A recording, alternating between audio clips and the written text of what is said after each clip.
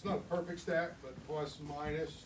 If you look at it, Nelly Cummings played 23 minutes and he was 0, and you lost the game, basically the other 18 minutes you were minus 25 without him.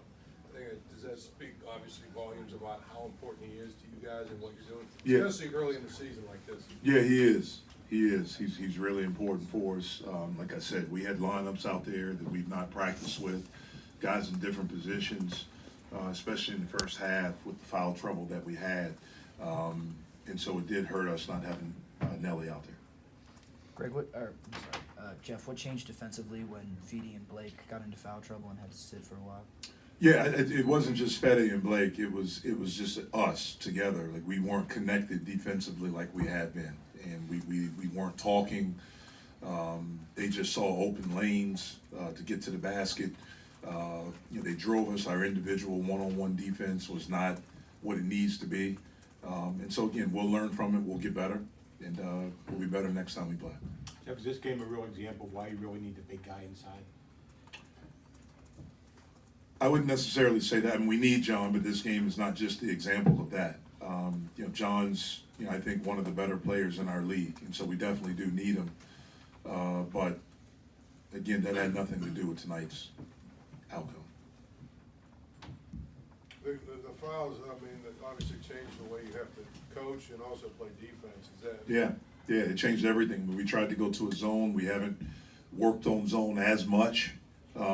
Just trying to get our man-to-man right and better. But again, we were in so much foul trouble, and with the way the game was being called, I didn't want to put guys in. We ran the risk. Nelly had 3 at halftime. I contemplated, do I start him the second half? I did. He picked up 4 right away, and so it was just it was chaotic, and we didn't handle it well.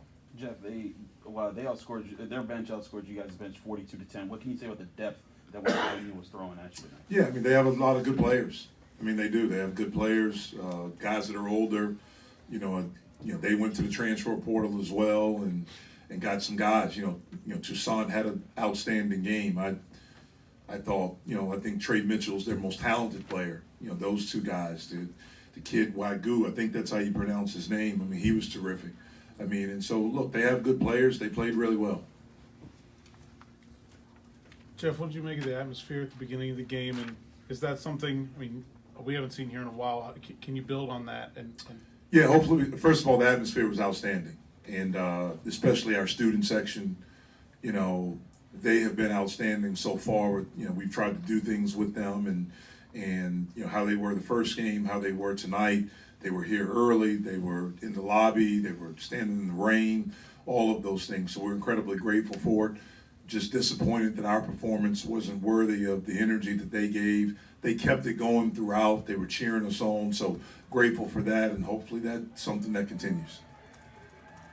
Jeff, what's your sense of Euclid's participation next week? Yeah, well, hopefully he can start doing some contact stuff in practice starting next week. And if he does that, if he's able to do that and has a couple of good days, there's a possibility that he could be available for Wednesday.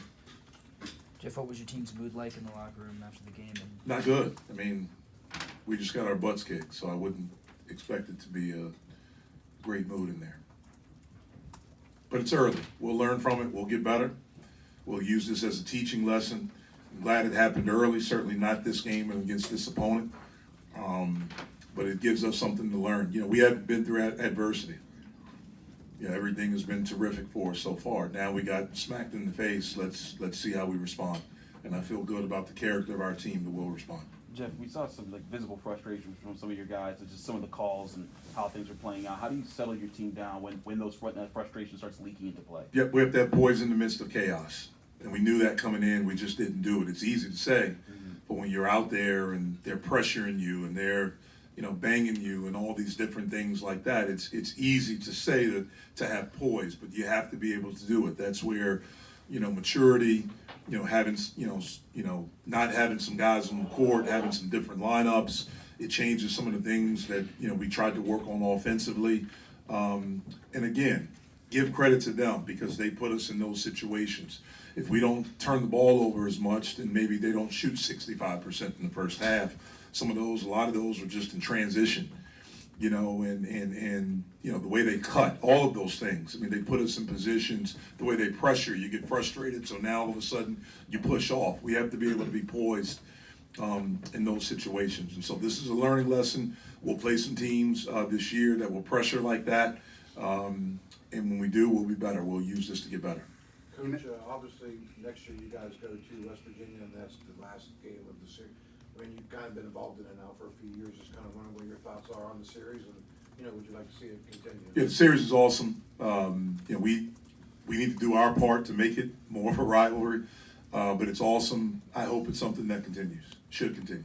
What was kind of the mood maybe at halftime, and was it just foul trouble, or what kind of led to the game kind of unraveling? Because West Virginia was shooting the lights out, but you were still much more in the game. Yeah, I mean, it was the turnovers, it was the odd lineups that we had. It was, you know, not being able to be poised. So the mood at halftime was, hey, let's be poised. We'll have our group in there, and we got to defend. We have to do that. I mean, they shot 65% in the half, so we have to be better on that end. Let's be more connected. It was more upbeat and trying to, you know, get us to realize, like, hey, we're still right there. If we can correct these two things, our defense and then not turning the ball over, being strong and being connected, that it will be better. It just didn't happen for us. Blake and Nate were both forced into guarding bigger players, bigger forwards. How do you feel that those two specifically did, you know, on the defensive side tonight? No one did well for us defensively tonight. Nobody. You look at what they shot, you know, 52%, 53% from the field, 38 from three. That's not good defense. So it's not just Blake or Nate. We didn't play good defense tonight. Thank you, guys. Thanks, Jeff.